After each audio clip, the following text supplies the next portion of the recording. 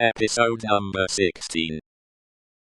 I really think this must be a man, was Mr. Lorry's breathless reflection, simultaneously with his coming against the wall. Why, look at you all, bawled this figure, addressing the inn-servants. Why don't you go and fetch things, instead of standing there staring at me? I am not so much to look at, am I? Why don't you go and fetch things? I'll let you know, if you don't bring smelling salts, cold water, and vinegar, quick, I will.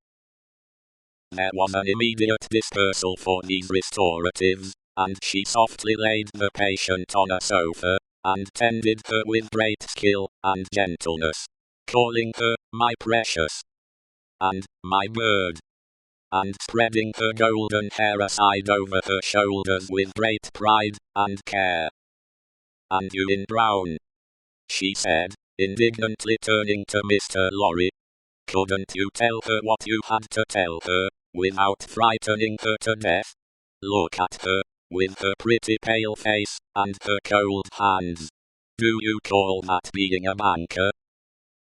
Mr. Lorry was so exceedingly disconcerted by a question so hard to answer, that he could only look on, at a distance, with much feebler sympathy and humility, while the strong woman, having banished the inn-servants under the mysterious penalty of letting them know something not mentioned, if they stayed there, staring, recovered her charge by a regular series of gradations, and coaxed her to lay her drooping head upon her shoulder.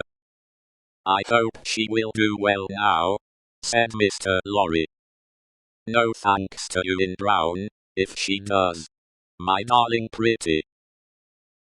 I hope, said Mr. Lorry, after another pause of feeble sympathy and humility, that you accompany Miss Manette to France. A likely thing, too, replied the strong woman. If it was ever intended that I should go across salt water, do you suppose Providence would have cast my lot in an island? This being another question hard to answer, Mr. Jarvis Lorry withdrew to consider it. The wine shop. A large cask of wine had been dropped, and broken, in the street. The accident had happened in getting it out of a cart.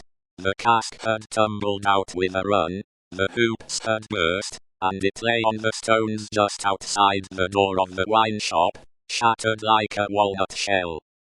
All the people within reach had suspended their business, or their idleness, to run to the spot, and drink the wine.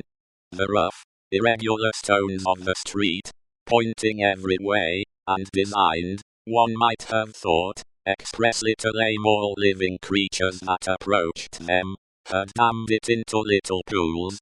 These were surrounded, each by its own jostling group, or crowd, according to its size. Some men kneeled down, made scoops of their 2 hands joined, and sipped, or tried to help women, who bent over their shoulders, to sip, before the wine had all run out between their fingers. Others, men and women, dipped in the puddles with little mugs of mutilated earthenware, or even with handkerchiefs from women's heads, which were squeezed dry into infants' mouths. Others made small mud embankments, to stem the wine as it ran. Others, directed by lookers-on up at high windows, darted here and there, to cut off little streams of wine that started away in new directions. Others devoted themselves to the sodden and lead-eyed pieces of the cask, licking, and even champing the moister wine-rotted fragments with eager relish. There was no drainage to carry off the wine, and not only did it all get taken up, but so much mud got taken up along with it, that there might have been a scavenger in the street, if anybody acquainted with it could have believed in such a miraculous presence.